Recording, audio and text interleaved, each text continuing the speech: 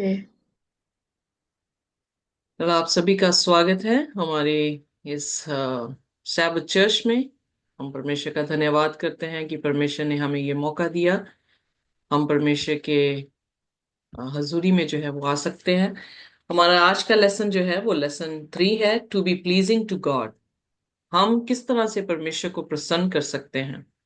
Author ने जो है एक कहानी बड़ी अच्छी दी है, और वो कहानी इस तरह से है कि एक बच्चा जब अपने बाप के लिए एक गिफ्ट लेकर आता है, जो कि फादर्स डे में वो अपना अपना गिफ्ट अच्छा तो नहीं था, बट जिस तरह से भी एक बच्चा 5 साल का बच्चा उसको सजा सकता है, सजा कर जो है अपने बाप के पास लेकर आया है, तो बाप ने उसे कहा कि इसकी कोई जरूरत नहीं थी, क्योंकि इससे बेहतर गिफ्ट जो हूँ मैं ले सकता हूँ। मेरे पास इतना दम है, इतने पैसे हैं कि मैं खुद भी जो है वो क्रिएट कर सकता था, खुद भी जो है वो मैं खरीद सकता था। सो आई लाइक मैं जो हूँ इसकी कोई जो है जरूरत नहीं पड़ती। मतलब उसे महसूस नहीं हुआ कि कोई जरूरत है, उसने अप्रिशिएट नहीं किया उसके बच्चे ने उसके लिए क्या जो है वो किया है। जब इस कहानी को हम सुनते हैं तो एक एक कंसेप्ट जो है वो क्लियर होता है कि वो फादर जो है वो रूड, बहुत ही रूड है, और विदाउट फीलिंग्स जो है वो अपने बच्चे के साथ बात कर रहा है। पर बाइबल में परमेश्वर का हमारे प्रति जो है वो क्या रवैया है उसके बारे में आज सीखेंगे। क्या हम अपनी किसी भी चीज के साथ उसे प्लीज कर सकते हैं या नहीं कर सकते हैं। आइए जफनिया उसका 3 उसकी 17 आयत जो कि याद करने की आयत है, उसमें लिखा है कि परमेश्वर हमारे मध्य में है, वो जो कि माइटी वन है, वो जो हमें सेव कर सकता है, और वो इस बात से बहुत प्रसन्न है।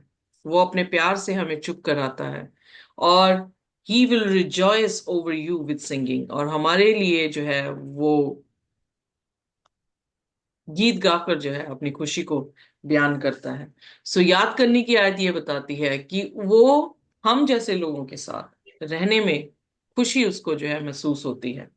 कैसे? क्योंकि हम जो पाप में गिर चुके हैं, हम जो पाप में अच्छे नहीं हैं, पाप के कारण हम अच्छे नहीं हैं, हमारे में कोई भी जो है वो अच्छाई दिखाई नहीं देती है। पर जब हम प्रभु यीशु मसीह के पास आते हैं तो वो हमें देखकर जो है वो प्रसन्न होता है। सो यानी पहली चीज, आपके वापस आने में खुदा यीशु मसीह प्रसन्न होते हैं। यिर्मयाह उसका 33 उसके 11 में लिखा है कि मैं किसी भी दुष्ट के मरने पर प्रसन्न नहीं होता, पर इससे होता हूं कि दुष्ट इंसान अपने पापों से मुड़कर जो है वो खुदा के पास आए। जब हम संडे लेसन को देखते हैं, more valuable then you can imagine, उसके लिए कौन सी चीज जो है वो ज्यादा प्रेशियस है, आप उसके बारे में सोच भी नहीं सकते। वो ये है जो कहानी हमें लूका की अंजील उसकी 15 उसकी 11 से 32 आयत में मिलती है, जो कि एक प्रोडिगल सन की जो है वो कहानी वहां पर जिक्र आया है। वो लड़का जो अपना हिस्सा लेकर चला गया, जिसने वही पैसे अपने पिता के जो है ऐश प्रस्ती में और वेश्याओं में, शराब शराब पीने में, और जो भी गंदे काम कर सकता था उन कामों में जो है उसने बिताए। और फिर बाइबल बताती है कि जब उसके पास सब कुछ खत्म हुआ, सब लोगों ने उसे छोड़ दिया, और उसके बाद वो सूरों के साथ काम करने लगा, और सूरों का ही खाना उसे खाने को मिला। तो ऑथर यहाँ पर बयान करते हैं कि उसके बाप के पास इतना खाना था, पर अब उसकी हालत ये हो गई कि उसके पास खाना नहीं था। तो उसने ये आशा रखकर कि मैं अपने बाप के घर में एक दास की तरह ही रह लूंगा, पड़ा रहूंगा, तो ये सोचकर जो है वो वापस अपने बाप के पास आया।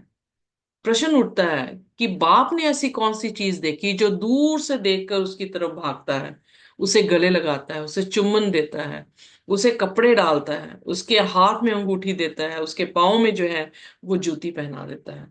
क्या उसके औलाद ने या उस बच्चे ने जो उससे उसका सब कुछ उसने जो है खा लिया, पी लिया, जो साल उसे दिए थे वो भी खत्म कर दिए, जब वो वापस आ रहा है क्या उसके पास था कि उसका पिता प्रसन्न होता? ना ही वो अच्छे वस्त्रों में वापस आया। सूरों के पास था तो सूरों की स्मेल उसके बदन से आ रही होगी। इमेजिन करे सूरों का खाना खा रहा है और सूरों के बीच में रहता है, नहाया नहीं होगा। सूअर जो है वो दलदल में या किसी चीकड़ में जो है जाके गिर जाते हैं, वहां से उठाता होगा तो उसके भी जूतियां या उसके पाँव जो है वो उसी गंदगी में जो है वो लथपथ होंगे। क्या था अच्छा चीज उसमें? ना रथ में आया, ना वो खजाने लेकर आया अपने बाप के पास। उसने ऐसा नहीं किया कि जैसे दृष्टांत में दिया गया है कि एक तोड़ा दिया तो 5 तोड़े दे गए, वो 10 तोड़े बना के लेकर आया। पर यहां पर हम देखते हैं कि वो कुछ नहीं लेकर आया। उसके पास कुछ था ही नहीं कि वो लेकर आता। जो औरत बूढ़ी 2 दमड़ियां डाल के गई है, कोई बड़ा खजाना दे के नहीं गई थी कि खुदा उसको जो है वो प्रसन्न करता। उसके पास कुछ नहीं था, जो था वो परमेश्वर के पास ले आए। प्रोडिगल सन जो है, उसके पास भी जो था, उसके पास उसका जिस्म था, उसका मन था, और ये आशा थी कि उसके बाप के घर में जाकर वो जो है वो उसका बाप उसे कबूल कर लेगा। वही था। और यहां पर कहानी ये बताती है कि परमेश्वर किससे प्रसन्न होता है। परमेश्वर प्रसन्न होता है जब हमें वो पापों से मुड़ते हुए देखता है, जब हमें पिता के पास आते हुए देखता है। सो यहाँ जो पैराबल में पिता है, ऑथर कह रहा है कि वो खुदा अपनी पिक्चर जो है वो दे रहा है। वो खुदा है। और खुदा ने रिस्पॉन्ड कैसे किया? It was pleasing. उस बाप के लिए अपने बेटे को वापस आते हुए देखना प्लीजिंग था। उसी तरह से प्रभु यीशु मसीह के लिए हमारा वापस आना जो है वो प्लीजिंग होता है। इसीलिए जब उसकी लॉन्गेस्ट प्रेयर हम यूहन्ना उसकी 17 अध्याय में उसके 13वें आयत में पढ़ते हैं, तो वो प्रेयर यही कर रहे हैं जीसस, कि मैं तो तेरे पास आ रहा हूं पर मैंने ये बातें इनसे कह दी हैं ताकि मेरा जॉय इनमें जो है वो पूर्ण हो जाए। वो क्या जॉय है? हमारा वापस आना, हमारा उससे संबंध बनाना जो है वो बहुत ही जॉयफुल है। इस कहानी से इतना तो पता लगता है कि खुदावन खुदा हमारे से कुछ नहीं चाहता। बहुत सारे लोग दावे करते हैं, बहुत सारे लोग ये बोलते हैं कि मसीही बनने के लिए ब्राइब दी जाती है या इन्हें पैसे दिए जाते हैं। ना पैसे दिए जाते हैं, ना पैसे लिए जाते हैं। यहाँ पर सिर्फ इतना है कि संबंध बनाए जाते हैं इंसान का खुदा के साथ। और जब वो सिर्फ संबंध ही बनता है तो परमेश्वर हम पर हमारे साथ क्या कर रहा है?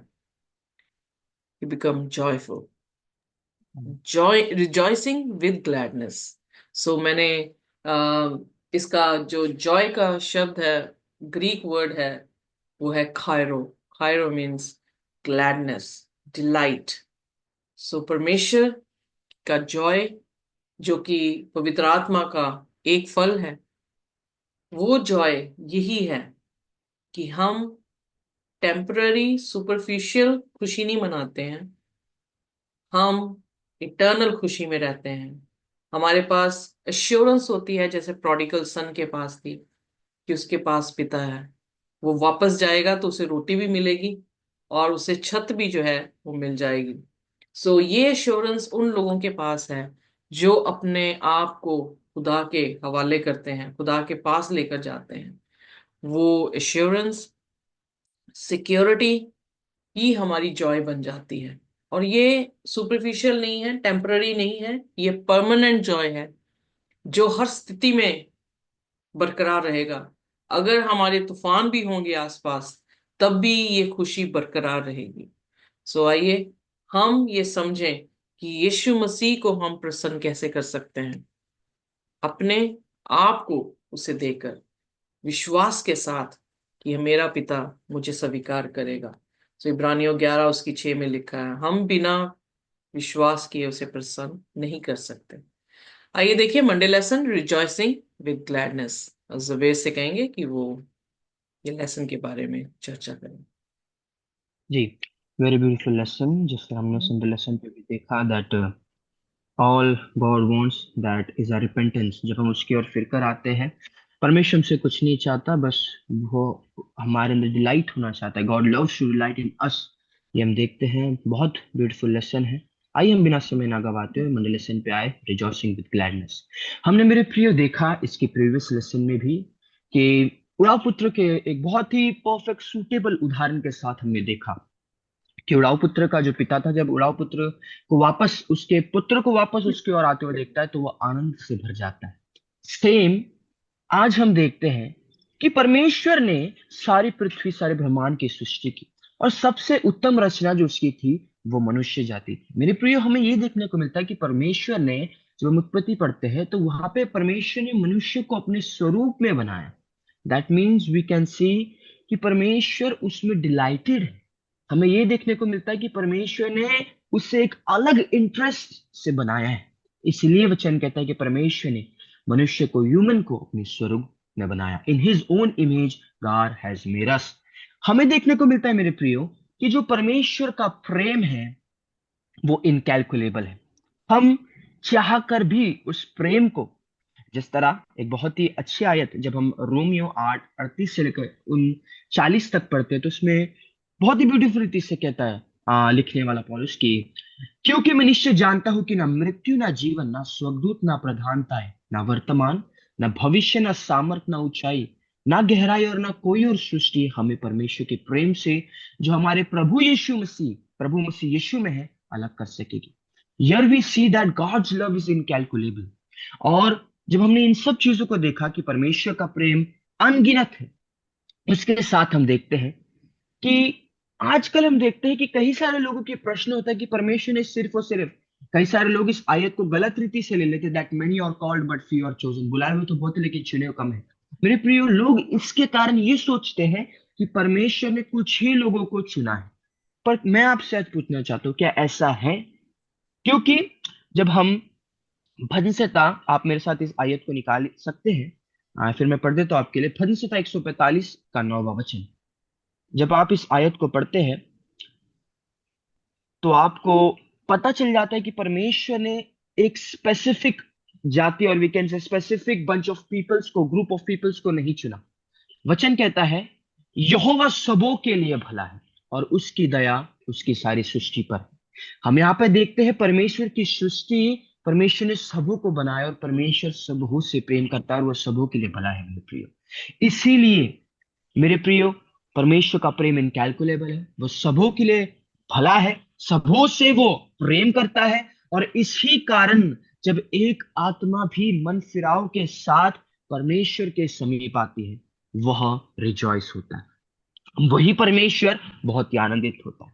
बहुत सारे लोग सोचते हैं कि परमेश्वर आने में इतनी देरी क्यों कर रहा है, परमेश्वर आ क्यों नहीं रहा। पर पहला पत्रस 2 बहुत अच्छे रीति से कहता है कि वह इसलिए रुका है कि God is not slow in fulfilling his promises, but वो इसलिए थमा है कि हम सब रिपेंट होकर उसके पास आए, that no one should perish. Here we see his rejoicing and gladness. परमेश्वर चाहता है कि वो हमें डिलाइट करे, परमेश्वर को यह भाता है कि वो हमारे साथ एक रिश्ते में रहे। बट क्या आज हम उसके उस प्रेम को, उसके उस जॉय को, और उसके उस सबों से जो उसने प्रेम किया अपने एक लौते पुत्र को देखकर, क्या आज हम उसके और फिरना चाहते हैं कि नहीं? उड़ाव पुत्र को उदाहरण देखते हैं, जिस तरह जफन्याह 3 का 17 वहां पे आयत दिए। वचन बहुत ही ब्यूटीफुल रीति से कहता है कि तेरा परमेश्वर यहोवा तेरे बीच में है, वो उद्धार करने में पराक्रमी है, तो वह तेरे कारण आनंद से मगन होगा, वो अपने प्रेम के मारे चिपका रहेगा, फिर स्वर से गाता तेरे कारण मगन होगा। हम यहाँ पे देखते हैं कि उड़ाव पुत्र और उसका पिता, हम देखते हैं जब उड़ाव पुत्र वापस उसके पिता के पास आया, किस तरह पश्चाताप के साथ जब आया, रियलाइजेशन के साथ आया, तो हम देखते हैं उसके पिता ने उसे आनंद के साथ ग्रहण किया, और दूर ही से जब उसे देखता है तो भागते हुए उसे चूमता है और गले लगाता है निपुयो, और उसे बहुत सारे बहुमूल्य वस्त्रों से भेंटित करता है। हम यहाँ पे देखते हैं कि कहीं ना कहीं हमारे परमेश्वर का प्रेम, जो हमारा अनंत काल का शांति का राजकुमार, हमारा अनंत काल का पिता है, एवरलास्टिंग फादर, उसका प्रेम भी ऐसा ही है। जब हम देखते हैं हम जब इस दुनियावी बातों को छोड़कर परमेश्वर के पास आते हैं रिपेंटेंस के साथ, वो हमें रिस्टोर करता है, वो हमें और आनंद से ग्रहण करता है। इसलिए वचन कहता है that the Lord delights in his redeemed people. और जफन्याह 3 का 17 ये एक ऐसी आयत है जिसके अंदर सब कुछ जॉय एंड डिलाइट के वर्ड्स एक सिंगल वर्ड्स में फुलफिल्ड, पूरे रीति से डाल दिए गए हैं। और वो ही वर्ड्स हमने पढ़ा कि परमेश्वर यहोवा तेरे बीच में है और वो हमारे लिए आनंद से मगन होता है। इसी तरह हम आगे देखते हैं कि जब परमेश्वर की उपस्थिति हमारे बीच में होती है, when God is in the midst of his people, हम देखते हैं जो ब्रोकन रिलेशनशिप है, द रिकंसिलेशन, हम देखते हैं वापस जो रिलेशनशिप खराब हो चुके हैं वो परमेश्वर के साथ वापस वो रिलेशनशिप जुड़ जाते हैं। सेम, बिकॉज आई थिंक एक परफेक्ट एग्जाम्पल उड़ाव पुत्र का ही है कि जब उड़ाव पुत्र के अंदर पश्चाताप आया और पिता जो उसके लिए, मैं विश्वास करता हूं, जो प्रार्थना भी करता था, उसके प्रार्थना को उत्तर मिला और दोनों के एक रिलेशनशिप जुड़ गया, जिससे हमें पता चलता कि परमेश्वर उनके बीच में है। मेरे प्रियो, जब हम परमेश्वर के समीप जाकर अपनी उन गलतियों को मानते हैं, वो भी खुदा हमसे प्रसन्न होता है और हमें फ्रीली एंड इंजॉइंगली एक्सेप्ट करता है, जॉयफुली हम एक्सेप्ट करता है। मेरे प्रियो, मैंने यहाँ पे देखा कि परमेश्वर ने अपने प्रेम को एक पिता की तरह यहाँ पे दिखाया है जफन्याह 3 का 17 में। और पर क्या आज हम उस परमेश्वर के प्रेम को, जब वो चाहता है कि वो हमारे अंदर वास करे, हमें डिलाइट हो, जो उसे भाता है, क्या आज हम उसे अलाउंस दे रहे हैं? मेरे प्रियो, परमेश्वर का प्रेम कभी हमारे लिए कम नहीं होता, बट वो हमारे पाप है जो हमें उससे दूर करते हैं और उसके कारण हम उसकी आवाज को सुन नहीं पाते। But now are we willing कि हम परमेश्वर के उस प्रेम को, उसकी डिलाइटनेस में खुद भी शामिल हो जाए? बिकॉज जब हम देखते हैं कोवेनेंट लव में होता है, जब एक कोवेनेंटल लव, एक वाचा का प्रेम बनता है, तो वाचा में अगर हम एक हस्बैंड और एक वाइफ के रिलेशनशिप से ले, तो husband and wife they love both equally. पर क्या आज हम खुदा के साथ अपनी ओर से खुदा के लिए अपने प्रेम को और वीकेंड से उसके डिलाइटनेस को अलावेंस दे रहे हैं कि नहीं? तभी हम कह सकते हैं कि हम परमेश्वर में बने हुए हैं। मेरे प्रिय, परमेश्वर चाहता है कि हम वापस फिर के उसकी ओर आए, बट क्या आज हमारे अंदर वह पश्चाताप है कि हम चाहते हैं कि हम खुदा की ओर आए? बहुत सारे लोग सोचते हैं कि मैं भी इस योग्य नहीं रहा। मेरे प्रियो, परमेश्वर का वचन कहता है कि परमेश्वर हम पर अपने प्रेम की भलाई इस रीति से प्रकट करता है कि जब हम पापी ही थे तभी हमारे लिए मसीह मरा।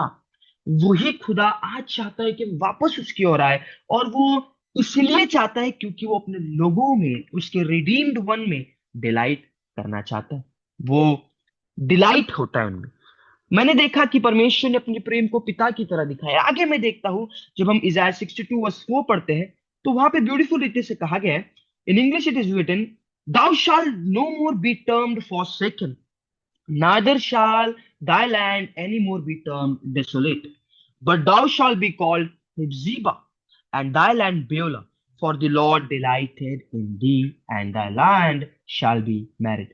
हम यहाँ पे मेरे प्रियो देखते हैं कि परमेश्वर ने पहले एक पिता के समान अपने रिलेशनशिप को दिखाया कि वो पिता की तरह, जब उसका पुत्र वापस उसके ओर आता है, वो उसमें डिलाइट करता है, वो जॉयफुल होता है। और अब वो पति की तरह अपनी कलीसिया को, जो दुल्हन है उसकी, अपने रिलेशनशिप को दिखा रहा है, क्योंकि वो उसमें वास करता है और उसे भाता है कि वो उनके साथ एक होकर रहे। वो उस रिलेशनशिप को चाहता है। यहाँ पे लिखा है that your land, that my people, God's people will be called Herzibah, that means my delight is in her, and the land will be called Beulah, which means merit.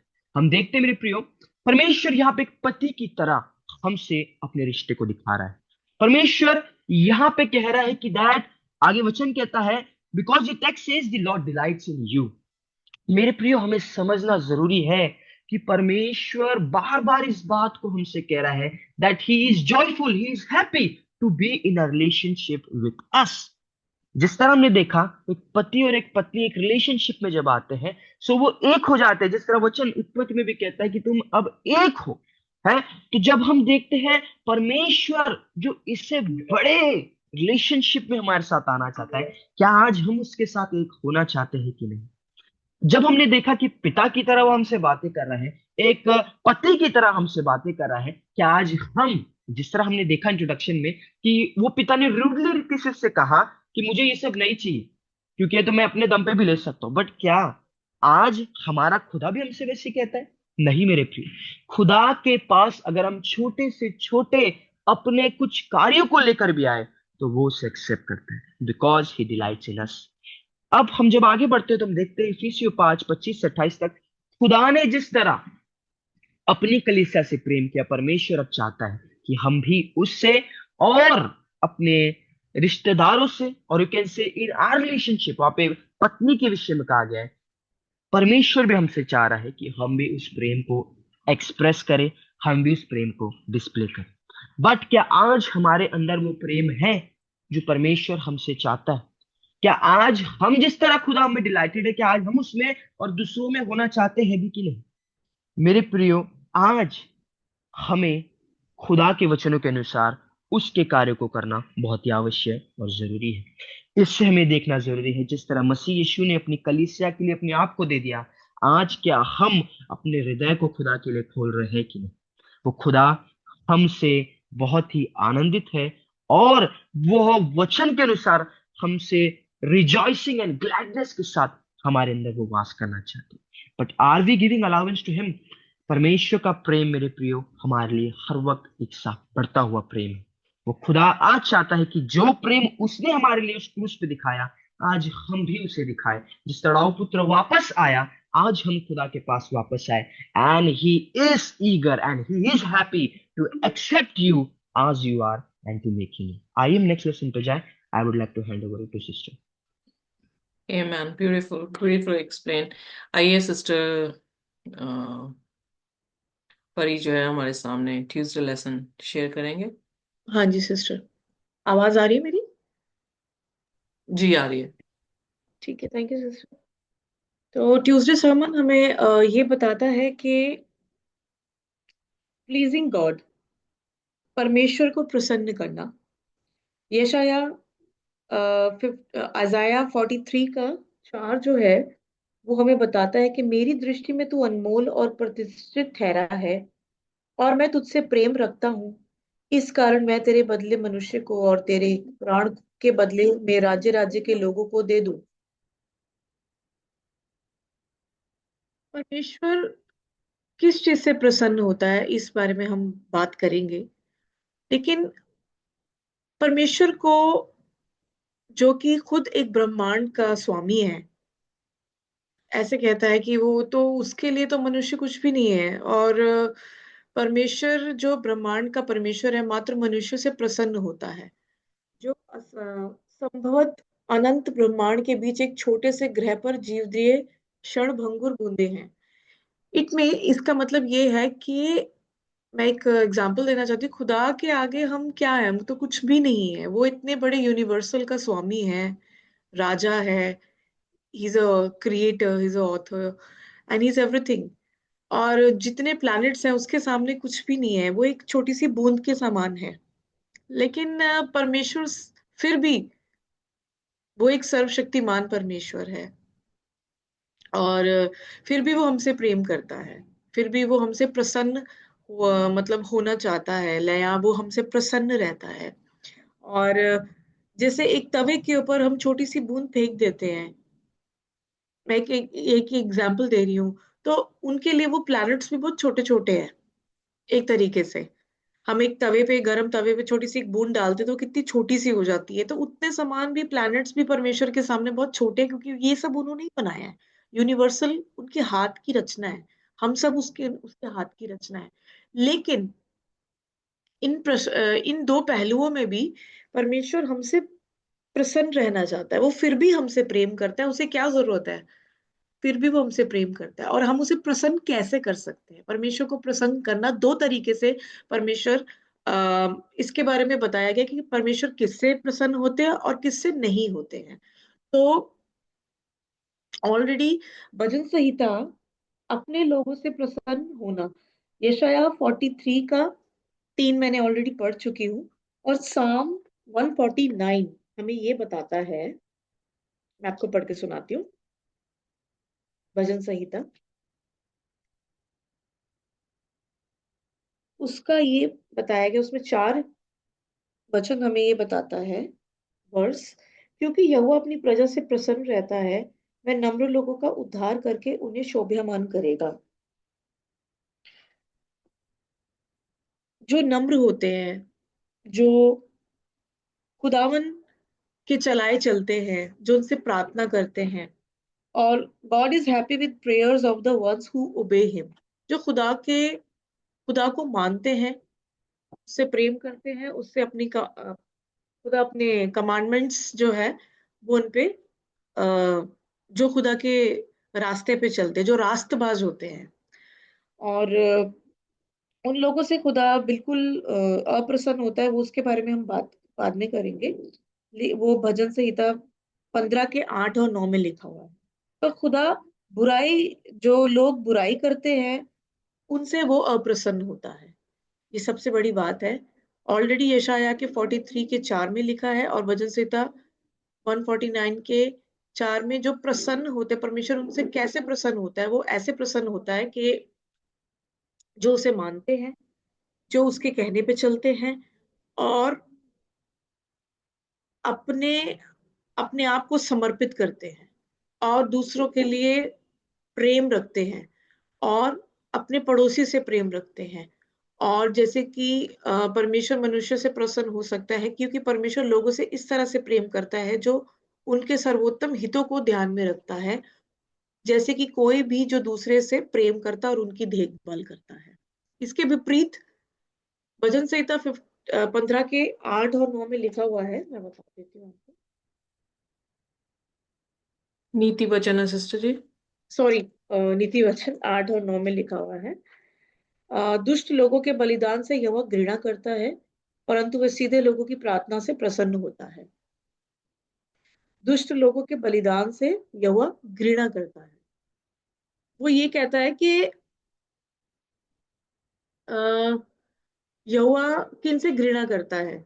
उनके बलिदानों से, जबकि जो दुष्ट होते हैं, बलिदान और मार्ग यहोवा के लिए घृणित काम है। ईमानदार से, जो ईमानदारी से चलते हैं, और उनकी प्रार्थनाओं से वो प्रसन्न रहता है, वह प्रेम, क्योंकि परमेश्वर प्रेम है, और अपने पड़ोसी से जो प्रेम करता है और जो क्षमा करता है और परमेश्वर पे जो भरोसा रखता है, जो विश्वास करता है, परमेश्वर उसी को ही धर्मी मानता है, और उससे वो प्रसन्न रहता है। लेकिन जो घृणित काम करता है, चाहे वो खुदा को माने, लेकिन चाहे उसके अंदर वो हर वक़्त पाप करता हो, वो गुनाह करता हो, या अ, दूसरों की बुराई करता हो, और दूसरों का हक मारता हो, तो उससे परमेश्वर जो है वो अप्रसन्न होते हैं। वो बार-बार ऐसे काम करता है जिसके अंदर पवित्र आत्मा के जो फल नहीं है, हेट्रेड करना,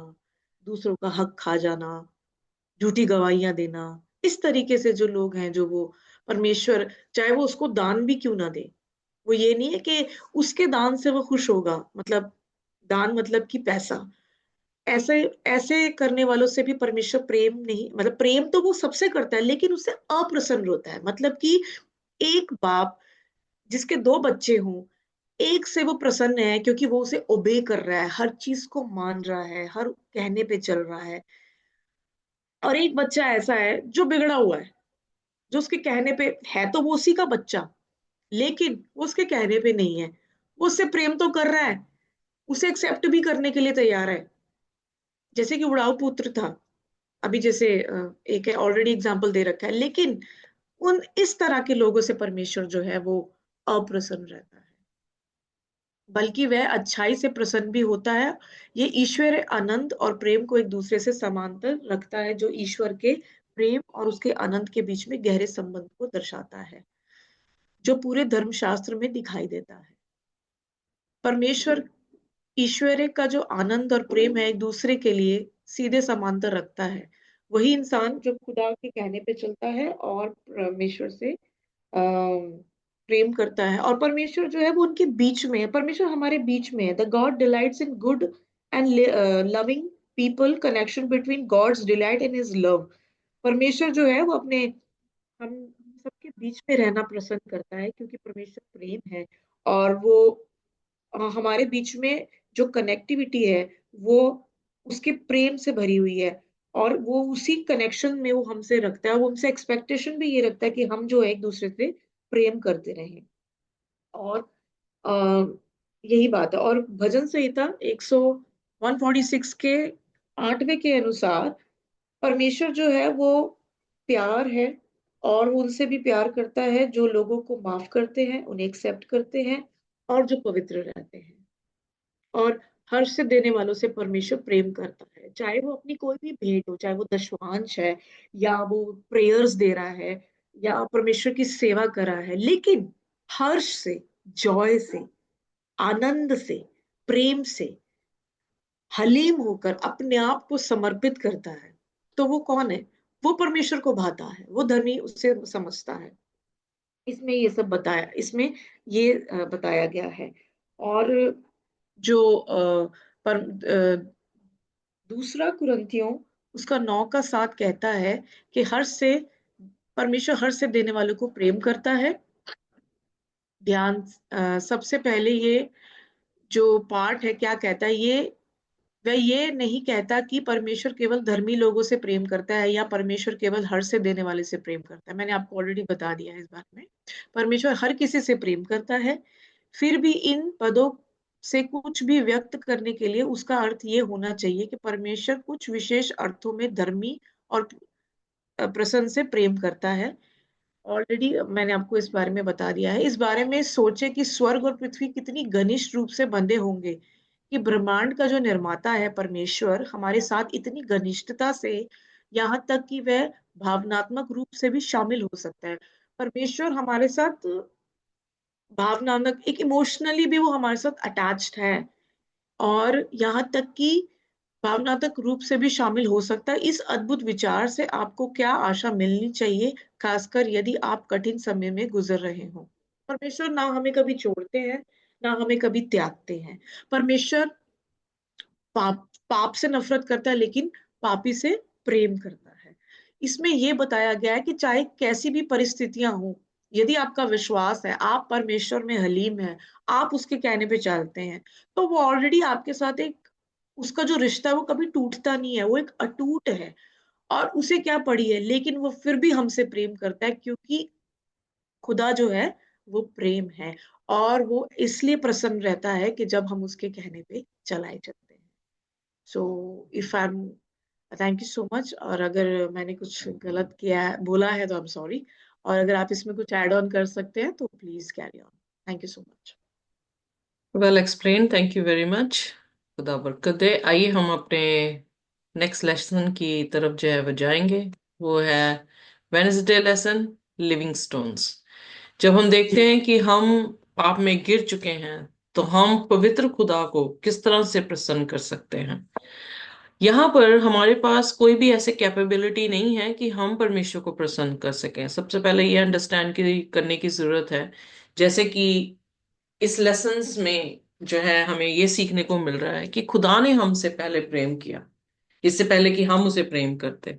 हम प्रेम इसलिए नहीं करते कि हम उससे प्रेम करते हैं, पर हम प्रेम तब करते हैं जब हम ये देखते हैं कि जब हम पाप ही में थे, उसने हमारे लिए जान दी है। Are you getting me? So हमारा प्रेम जो है वो उसके प्रेम को देखते हुए जो है वो होता है। सो रोमियो उसकी 8 उसकी पहली आयत में कह रहा है, there is therefore now no condemnation to them which are in Christ. अब हम जब पाप में थे, हम किस तरह से परमेश्वर को भा सकते थे? हमारे ऊपर कंडमनेशन कैसे खत्म हो सकती थी? वो कंडमनेशन कैसे खत्म की प्रभु ने हमारे ऊपर से? प्रभु यीशु मसीह के जरिए से। कैसे? हम ऑलरेडी बहुत अच्छी तरह से जानते हैं यीशु मसीह के आने का क्या मकसद था। वो मीडिएटर बन गया, वो एक ऐसी लैडर बना, ऐसी सीढ़ी बना जिसने ह्यूमैनिटी को खुदा के साथ जो है वो जोड़ दिया। जो हमारे जैसा बना, हमारे जैसा उसने फ्लैश लिया, बट वो फ्लैशली वर्क नहीं उसने किए, बल्कि स्पिरिट के काम किए। स्पिरिचुअल जो है उसके एक्ट्स थे। और जब वो मरा है तो इब्रानियों की पुस्तक में बड़ी खूबसूरती से 7, 8 और 9 अध्याय में हम देखते हैं, तो यीशु मसीह को एक्सेप्ट किया गया एज अ सैक्रिफिशियल लैम, जो कि हम हम जानते हैं कि प्रभु यीशु मसीह हमारे लिए जो थे वो मरे हैं। जब हम ये देखते हैं कि प्रभु यीशु मसीह हमारे लिए मरे हैं और कुर्बानी देकर वो आसमान की बादशाहत में अपने लहू को लेकर गए हैं, तो पिता ने उस कुर्बानी को ग्रहण किया। और इसीलिए जब भी हम मसीह के जरिए से पिता के पास आते हैं, तो पिता हमें क्या कर लेते हैं? स्वीकार कर लेते हैं। अब कोई कंडमनेशन नहीं है जिन्होंने यीशु मसीह पर विश्वास किया है। जिन्होंने विश्वास किया है वो शारीरिक नहीं रहे, अब वो आत्मिक जिंदगी अपनी जो है वो जीते हैं। सो इसलिए कह रहा है कि उसने अपना प्रेम तब हम पर जाहिर किया जब हम अभी पापी में थे और मसीह हमारे लिए मर गया। रोमियो 5 उसकी 8 आयत में जो है हम देखते हैं। यिर्मयाह उसकी 31 आयत और उसकी 3 आयत में लिखा है, the Lord had appeared of old unto me, saying, Yeah, I have loved thee. हर चीज में, चाहे वो हमें अपना रहा है, चाहे हम उसे भारे हैं, चाहे हम किसी भी तरीके से देखें, तो इनिशिएशन या जो पहल की गई है वो परमेश्वर की तरफ से की गई है। वो इसलिए क्योंकि उसने हमसे क्या किया है? प्यार किया है। और अपनी लविंग काइंडनेस से वो हमें ड्रॉ करता है, हमें अपनी तरफ खींचता है। तभी मैंने कहा कि हम प्यार करते हैं इसलिए नहीं कि हमें प्यार आता है, हम प्यार इसलिए करते हैं खुदावंद यीशु को क्योंकि उसने हमसे बेइंतहा जो है वो मोहब्बत की है। पहला पत्रस की 2 की 4 से 6 जब हम पढ़ते हैं, पर आइए हम 5 पर जो है तवज्जो करेंगे। तो वहां पर जिक्र आया है लाइवली या लिविंग स्टोन के बारे में। यहां पर पतरस कहता है कि हम भी वो पत्थर हैं, जीवता पत्थर हैं, are build up a spiritual house, क्योंकि हमारी देह क्या है? खुदा का मंदिर बन गई है। अ होली प्रीस्टहुड, प्रीस्टहुड यानी मीडिएटर, जो इंसानों को खुदा के साथ जोड़ता है। To offer up spiritual sacrifices acceptable to God by Jesus Christ. So हम किसके जरिए से जो है अपनाए गए हैं? हम भी लिविंग स्टोन बन गए हैं। हम भी मसीह में, जो मसीह में पैदा हुए हैं, वो मसीह की तरबियत में, मसीह की स्वरूप में जो है वो आ गए हैं। सो मसीह की तरबियत में आए हैं, तो उसने क्या किया है? पिता के साथ हमारी मुलाकात करवा दी है, क्योंकि मसीह ने आकर हमारे पापों को हमसे अलग कर दिया। जब पिता प्रोडिगल सन को अपने कपड़े दे रहा था, तो वो किसका एक्ट दिखा रहा है? वो यीशु मसीह का एक्ट दिखा रहा है, क्योंकि वो पाप यीशु मसीह ने उठा लिए। वो गंदे कपड़े जो थे हमारे पाप के पिता उतार रहा है, और धार्मिकता के कपड़े जो है अपने बच्चे को जो है वो दे रहा है। सो एग्जैक्टली यीशु मसीह के जरिए से ही ये बातें क्या हुई हैं? मुमकिन हुई हैं, कि उसने हमें अपने गले से लगाया है। वो मरा ताकि हम निजात जो है वो पा सकें। और इब्रानियों 11 उसकी 6 में लिखा है कि विश्वास के बिना हम पिता को या यीशु को प्रसन्न कर ही नहीं सकते हैं। सो खुदा की इंटरवेंशन अगर ना होती, हम बचाए नहीं जा सकते थे। पर खुदा की इंटरवेंशन हुई है, उसकी ग्रेस हुई है। वेल, जो जॉय शब्द है, जैसे मैंने ऑलरेडी बताया है कि जॉय शब्द जो है कायरो करके ग्रीक वर्ड है, वहां से आता है। तो ये वो खुशी है, ये वो आनंद है जो हमें खुदा के अनुग्रह को देखते हुए, उसकी गुडनेस को देखते हुए जो है वो आता है। इसीलिए जब हम खुदा की गुडनेस को देखते हैं, तो वो जॉय टेम्पररी नहीं रहता। आज मैं भंगड़ा डाल लूं, डीजे लगा के नाच लूं, तो वो मैं 4 घंटे तक नाच लूं, पूरी रात नाच लूं, उसके बाद मैं ठंडी हो जाऊंगी। बहुत सारे लोग क्रिसमस की तैयारियां करते हैं, पर क्रिसमस जैसे ही खत्म होता है वैसे ही वो ठंडे होके बैठ जाते हैं।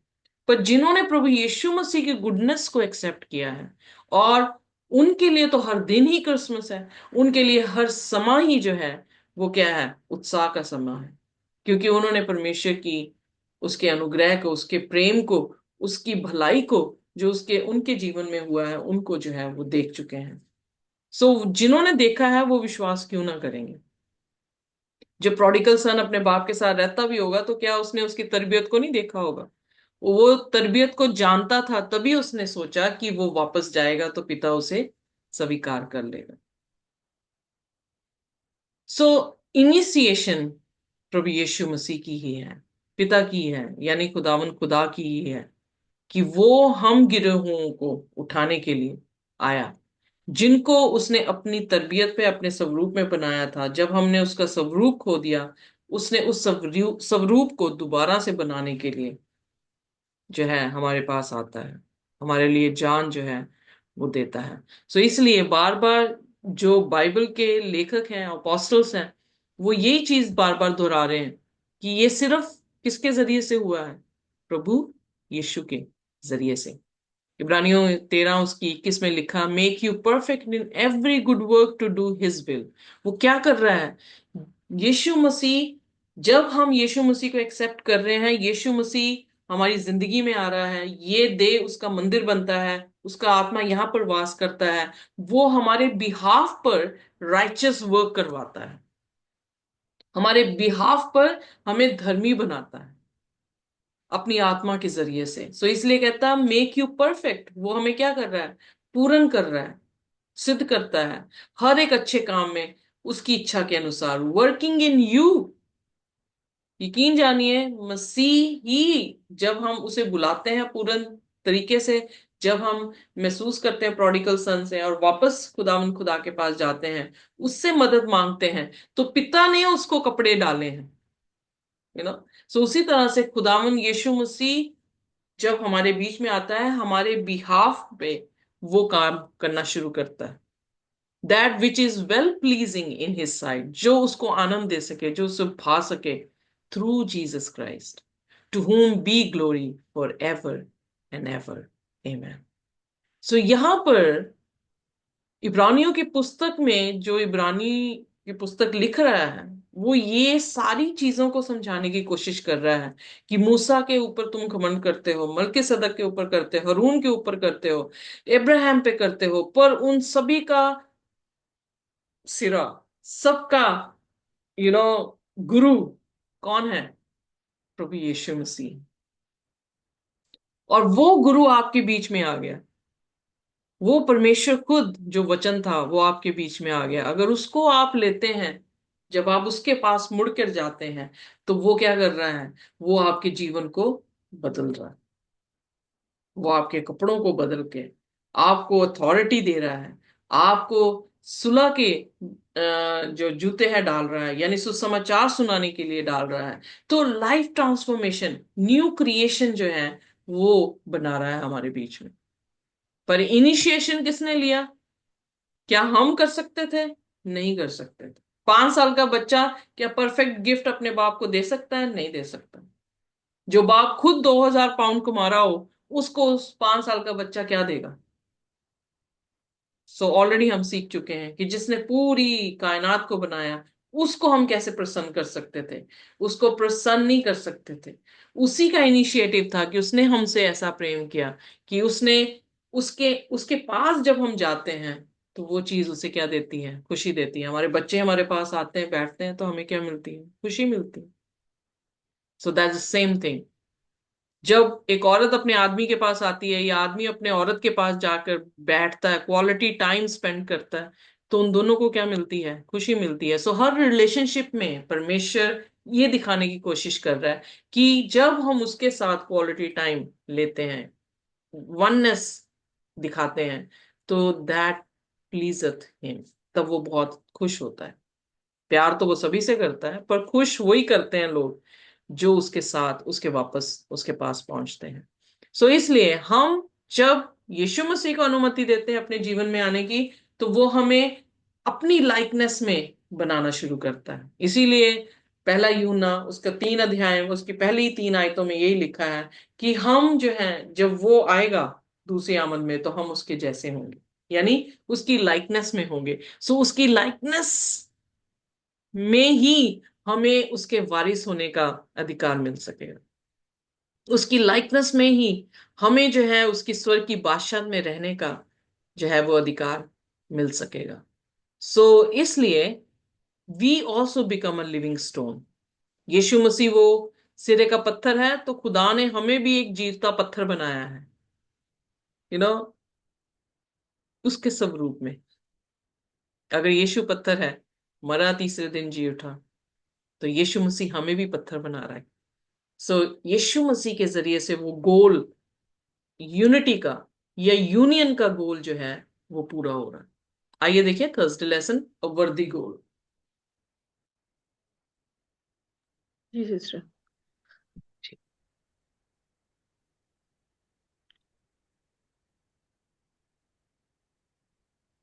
मती मरकुस एक योग्य लक्ष्य, इस टॉपिक का नाम है एक योग्य लक्ष्य। क्योंकि जो परमेश्वर है वो हमें, एक मिनट, जब हम परमेश्वर के प्रेम को स्वीकार करते हैं और तो ईश्वर हमसे प्रसन्न होते हैं। परमेश्वर ही एकमात्र व्यक्ति है जो प्रेम के योग्य है, क्योंकि गॉड इज वर्दी। वो इसी योग्य है और वो एक परफेक्ट है और पवित्र है। और जब हम उसे एक्सेप्ट कर लेते हैं, उसकी पवित्रताई को और उसके प्यार के योग्य, जो कि हम नहीं है फिर भी वो हमें बना, मतलब हमें देता है, तो वो हमें अपना, अपने बेटे बेटी होने का नाम दे देते हैं। क्योंकि जब हम उस पर विश्वास करते हैं और हम उसके चलाए चलते हैं और हम उसे एक्सेप्ट करते हैं कि he is a son of God, तो पिता जो है वो हमें अपने बच्चा स्वीकार कर लेते हैं। ऑलरेडी हम उस हैं, लेकिन हम पाप के द्वारा उनसे दूर हो जाते थे, या पाप के द्वारा दूर हुए थे, इसीलिए वो अपना बलिदान जो है अपने बेटे के द्वारा उन्होंने अपने बेटे को भेजा। और जब हम उसे बिलीव, यकीन कर लेते हैं, अपने पापों की क्षमा मांग लेते हैं और सब चीजों में उसे एक्सेप्ट करते हैं, आगे समर्पित करते हैं, तो वो हमें अपने बच्चे होने का वो देते हैं औदा। और जो परमेश्वर है, परमेश्वर परिपूर्ण और पवित्र है। जब हम यीशु पर विश्वास करते हैं तो वह हमें पवित्र और प्रेम के योग्य के रूप में स्वीकार करेगा। तब हम ईश्वर की संतान बन जाते हैं, जो हमेशा के लिए उसके साथ परिपूर्ण प्रेम में रहेंगे। हम उसके साथ जो प्रेम उसने हमें दिखाया है, वो इसलिए दिया है कि अब हम जब उसके, क्योंकि he is a perfect in love, और हम उसके प्रेम में सदा के लिए जीवित रहेंगे यदि हम उस पर विश्वास करते हैं।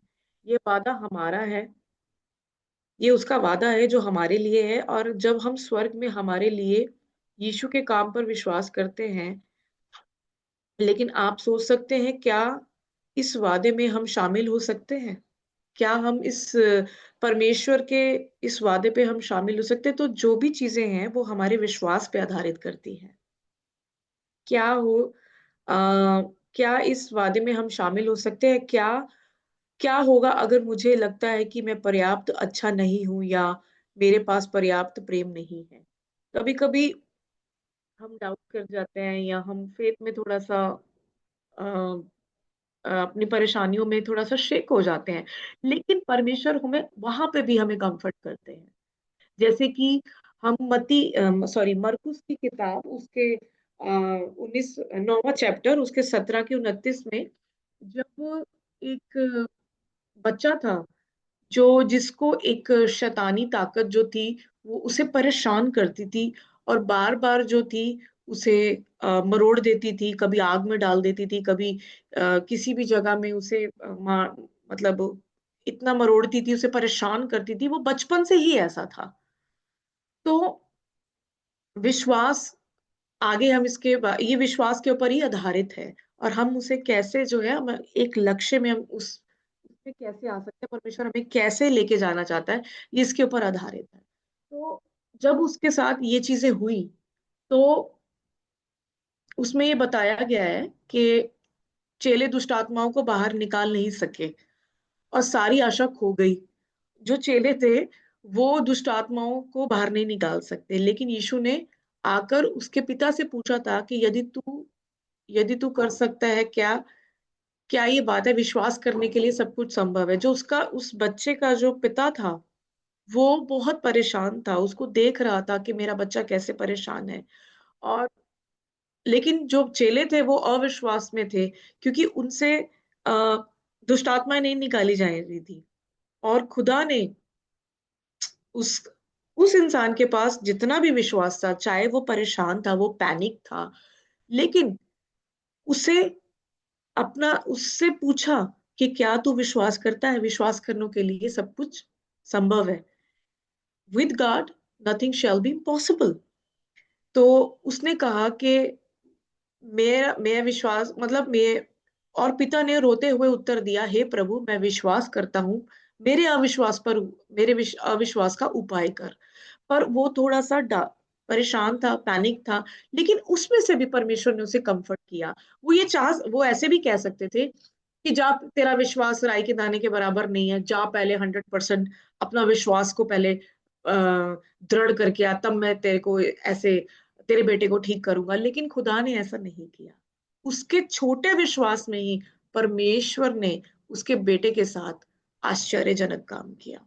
विश्वास के बिना उसे प्रसन्न करना अनहोना है, क्योंकि इब्रानियों 11:6 हमें बताता है, ये बड़ा ही सरल क्या कहते हैं, मतलब बहुत तरीके से बताया कि हम उसे विश्व अप्रसन्न नहीं अगर हमारे अंदर डाउट है, हम उसे प्लीज नहीं कर सकते, हम उसे प्रसन्न नहीं कर सकते।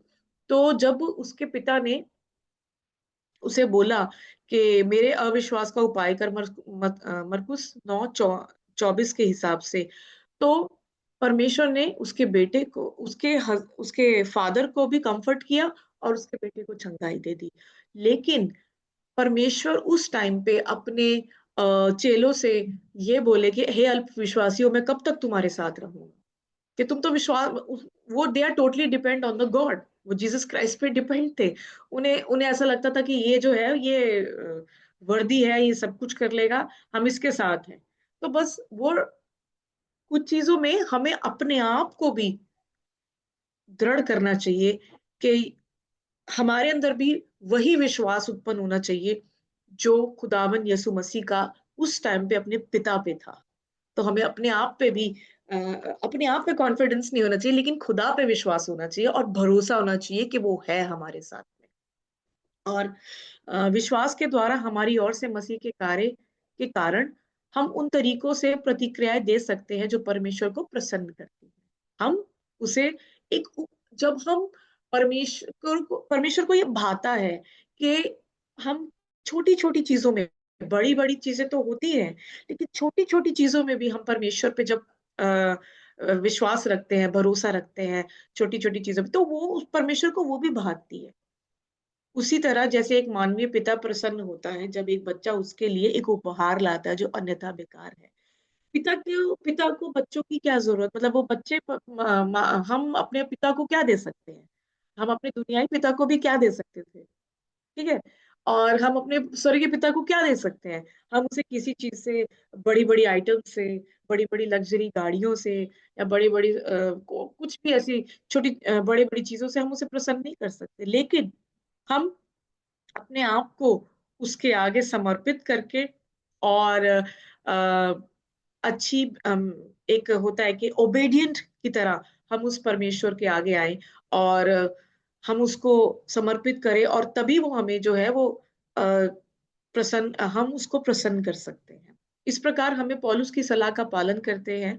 पौलुस जैसे हमें एक सलाह दे रहा है, वो हमें ये बताना चाहता है कि हमारा एक लक्ष्य होना चाहिए जो हम पिता को प्रसन्न रखें, क्योंकि परमेश्वर रखने वालों से प्रसन्न होता है, जो उसकी बातों को मानते हैं, प्रेयर्स के द्वारा प्रसन्न करता है। और दूसरा कुरिन्थियों 5:9-10 में भी बताया गया है। कोलेशियंस 1:10 फर्स्ट 10 में बताया गया है, फर्स्ट थिस्सलुनीकियों 4:1 में बताया गया, और इब्रानियों 11:5 के हिसाब से बताया गया है।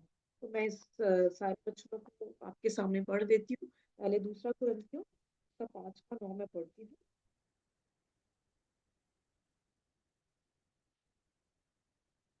इस कारण हमारे मन की उमंग ये है कि चाहे साथ रहे चाहे अलग, हम हम उसे भाते रहें, क्योंकि अवश्य है कि हम सबका हाल मसीह के न्याय आसन के सामने खुल जाए, कि हर एक व्यक्ति अपने अपने भले बुरे कामों का बदला जो उसने देह के द्वारा किए हो पाए। इसका जो मतलब है ये स्वर्गीय घर के हिसाब से है, जब हम ये न्याय को भी दर्शाता है। और इस कारण हमारा मन उमंग, मतलब हम उसे चाहें कि हम अ, अपने आप को समर्पण करें। इस कारण हमारे मन की उमंग ये है कि चाहे साथ रहे चाहे अलग, पर हम उसे भाते रहें। स्पिरिचुअली हम उसके साथ कनेक्टेड रहें। हम चलते शरीर में हैं, लेकिन हम उसे दोनों तरफ से भाते रहने चाहिए। अपने शरीरों को पवित्र रखें, उसकी आज्ञाओं को माने, आत्मा में प्रार्थना करते रहें। यही हमारी एक्चुअली में जो है वो हमारी सेवा है एक तरीके से। और चाहे न्याय का आसन के सामने भी हम उसको वो हमें उसे वो हमें एक्सेप्ट कर सके। हम इस तरीके के बनने चाहिए कि वो हमें गले लगा सके, हमें चूम सके और आने वाले समय में। और कोलेंशियंस में जो बताया गया है उसका 1 का 10 ये बताता है कि ताकि तुम्हारा चाल चलन प्रभु के योग्य हो और सब प्रकार से प्रसन्न हो, और तुम में हर प्रकार के भले कामों का फल लगे, और तुम परमेश्वर की पहचान में बढ़ते जाओ। करेक्टर होना चाहिए हमारे अंदर खुदावंद यीशु मसीह का, क्योंकि उसने कभी गलत नहीं बोला, किसी को दोष नहीं लगाया, किसी को जज नहीं किया, लेकिन उसने क्या किया? दुनिया को माफ किया और पिता के कहने पे चला। यहाँ पे हमें ओबीडियंस, चाइल्ड ऑफ गॉड जो यीशु मसीह है, उसने किसी को जज नहीं किया। परमेश्वर कहता है तू तू किसी के ऊपर इल्जाम ना लगाना। और हमारा जो करेक्टर है वो भली भांति फल लगे हमारे अंदर। परमेश्वर पवित्र आत्मा जी के फल होने चाहिए, और तुम में हर प्रकार के भले कामों का फल लगे, और तुम परमेश्वर की पहचान में बढ़ते चले जाओ। और हम खुदा को जानते चले जाएं, और हम उसके आगे, और हम उसकी मसीह जिंदगी में, अपनी मसीह जिंदगी में, चाहे वो शारीरिक तरीके से है चाहे वो स्पिरिचुअली है, हम उसको दोनों तरीके से जो है खुदा हमें एक्सेप्ट करने पाए। और पहला थिस्सलुनीकियों 4 का 8 एक सॉरी हमें बताता है, मैं पढ़ के बता देती हूँ।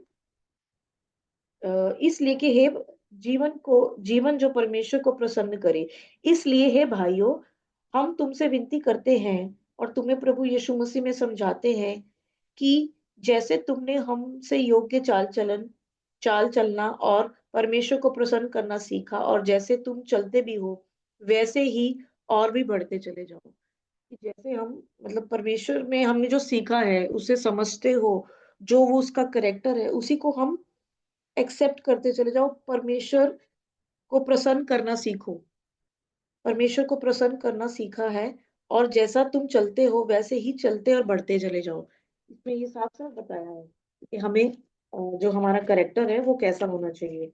इब्रानियों 11:5 जो कि बहुत ही सुंदर एक परमेश्वर को प्रसन्न के वजह से जो हनोक था उसने क्या रिवार्ड पाया था, वो इसमें बताया गया है। मैं आपको पढ़ के सुनाती हूँ 11:5 का।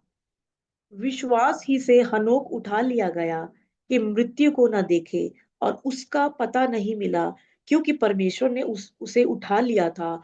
और उसके उठाए जाने से पहले ही उसकी ये गवाही दी गई थी कि उसने परमेश्वर को प्रसन्न किया।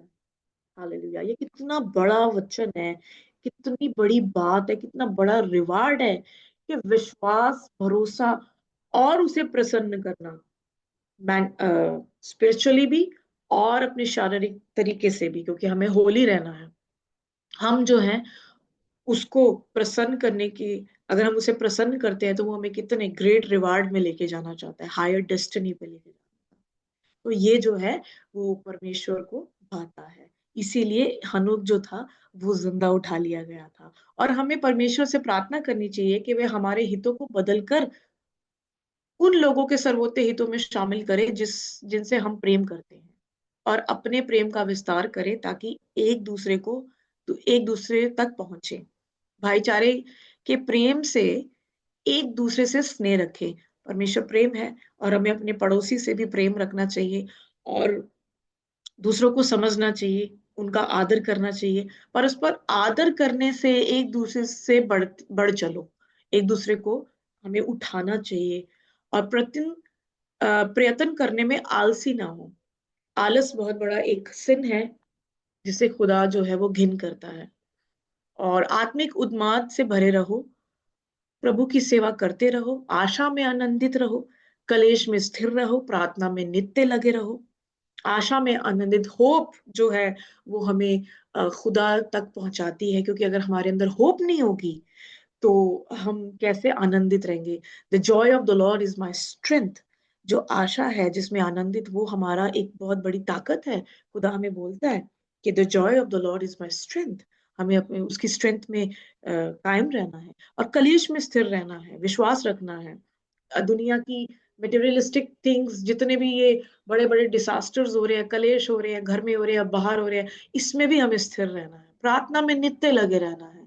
पवित्र लोगों के साथ अ, जो है उनको, पवित्र लोगों को जो कुछ अवश्य हो, उन उसमें उनकी सहायता करो, पहनाव करने में लगे रहो। मतलब एक दूसरे को उठाना है, पवित्रताई में भी उठाना है। जो पवित्र लोग हैं उनके साथ भी जो उनकी जरूरतें हैं आपस में, उनको पूरा करना है, और एक दूसरे को समझाना है। यही हमारा मसीह जीवन है। रोमियो 12 के 10 और 13 चैप्टर में क्या लिखा है, मैं पढ़ के सुना देती हूँ इसमें।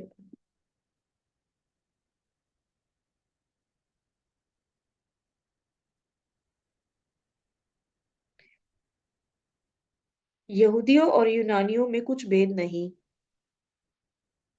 इसलिए कि वह सब का प्रभु है, और अपने सब नाम लेने वालों के लिए उद्धार है, क्योंकि जो कोई प्रभु का नाम लेगा वह उद्धार पाएगा।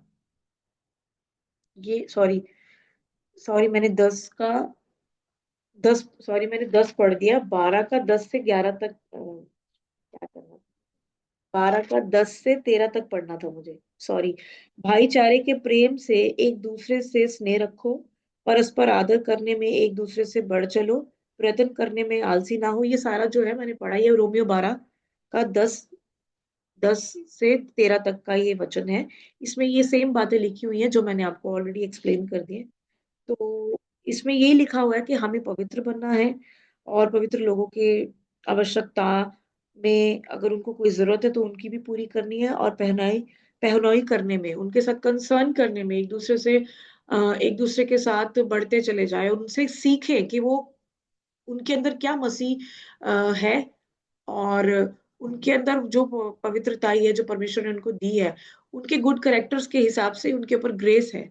तो वही ग्रेस हमारे ऊपर भी कार्य करती है, यदि हम अपनी बुरी चालों से फिर के खुदावन के आगे अपने आप को समर्पित करते हैं। यही हमारी जो है वो आत्मिक सेवा है। Thank you so much. Thank you so much sister. परमेश्वर का धन्यवाद, खुदा का शुक्र है कि खुदा ने इस लेसन के जरिए से हमारे साथ बातचीत की है, और हमने सीखा है कि किस तरह से परमेश्वर के साथ जीना और उसको प्रसन्न करना वाक्य में हो सकता है। सो विश्वास के जरिए से तो हम उसके साथ बने हैं। विश्वास के साथ साथ हमें देखने को ये मिला है कि हम खुदा के साथ उसी की तरबियत को लेके वैसे बन सकते हैं। और जैसे कि लास्ट में उसने ये बयान भी किया है, रोमियो उसकी 12 उसकी 10 से 13, तो यहाँ पर जिक्र आता है कि तभी यीशु मसीह ने 10 कोड़ियों को चंगा किया। जब एक वापस आया तो उसने कहा, वो 9 कहाँ है, तू अकेला क्यों आया है? यीशु मसीह ने मत्ती उसकी 25 में कहा कि जब मैं भूखा था तुमने मुझे रोटी नहीं दी। तो उन्होंने कहा कि कब तू भूखा था जब हमने रोटी नहीं दी? जो तुमने मेरे भाई, छोटे से छोटे अपने भाई के साथ नहीं किया, वो तुमने मेरे साथ नहीं किया। So this is what Christian और क्रिश्चियनिटी मीन्स, कि हम पहले अपने आप को पवित्र करें और फिर अपने भाइयों की सहायता करें ताकि वो भी पवित्र हो सके। खुदा हमें आशीष और बरकत दे। आप सभी का हम धन्यवाद करते हैं। आप खुदा के वचनों को सिखाने के लिए और यहाँ पर सीखने के लिए आए हैं। परमेश्वर आपको भी बहुत सारी बरकत दे। आइए अपने सिरों को झुकाएंगे और प्रार्थना में हम जाएंगे।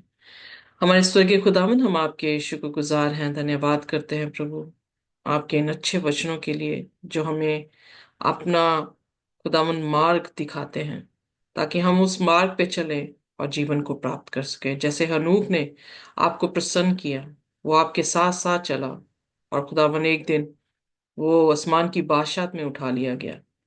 हमारा भी दिन जल्द आता है जब आप बहुत जल्द आते हैं और खुदावंद जितनों ने आप पर विश्वास किया है, जितनों ने आपकी बातों को सुना है, आपका जॉय, यूहन्ना 17:13 के अनुसार आपका आनंद उनमें मुकम्मल हुआ है और वो एक दिन जरूर स्वर्ग की बादशाहत में खुदा के वारिस होंगे, उसका अधिकार पाए होंगे और उसके साथ हमेशा तक रहेंगे।